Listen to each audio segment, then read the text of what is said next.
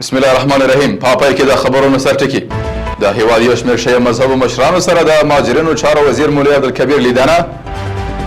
د هیواد په قانون کې د روسي پانګوالو د پانګونې لیوالتیا او پر غزې د اسرائیلو پرله پسې فشارونو او د زرګونو ماشومانو د سختې لوږې خطر.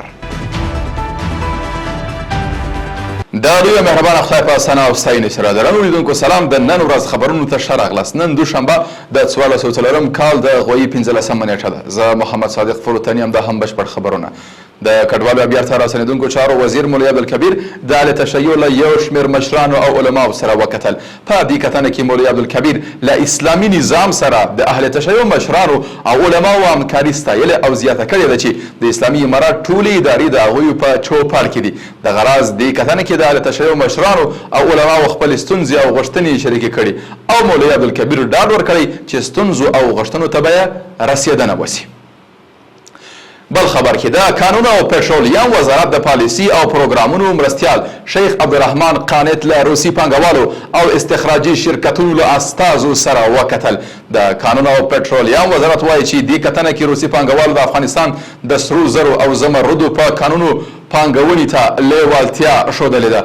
دغه راز دې کتنه کې ښاغلی قانت د پانګوالو هرکلی کړی او د هر راز همکاري ډاډ ورکړی دی. د کورنیو چارو وزارت د نشهیي توکو پر وړاندې د مبارزې مرستیال لوی پاسوال مولا عبدالحق آخوند همکار په مشرۍ لوړ پوړي پلاوي قطر ته سفر وکړ. د نشهیي توکو پر وړاندې د مبارزې معینیت وایي چې افغان پلاوی به د قطر کورنیو چارو وزارت د نشهیي توکو پر وړاندې د مبارزې له مسؤلینو سره د نشهیي توکو د کنټرول په برخه کې په ګډو هڅو او د همکاریو پر پراختیا خبرې وکړي. او په پای کې د غزې څخه د غزې د رسنیو دفتر خبر ورکړی چې شاوخوا 290,000 فلسطیني ماشومان د صهیونیستي رژیم د محاصرې او لوږې له امله د مرګ له ګواښ سره مخ دي.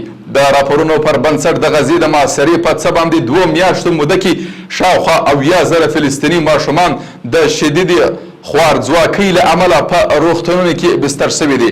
یا دفتر څه وخت وړاندې اعلان کړی و چې د اوربند له نقص او د صهیونیستي رژیم د بریدونو بیا پیل راهیسې لږ تر لږه 50 فلسطینیانو د لوږې له امله ژوند بایللی.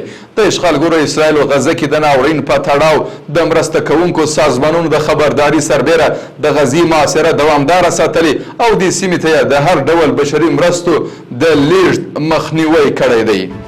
لا ملتیا مننه. تاسو کولی شئ د عروج بېلابېلې خپرونې د دې ادارې د سوشل میډیا له طریقه وګورئ. تر بیا ښه وخت او ښې چارې.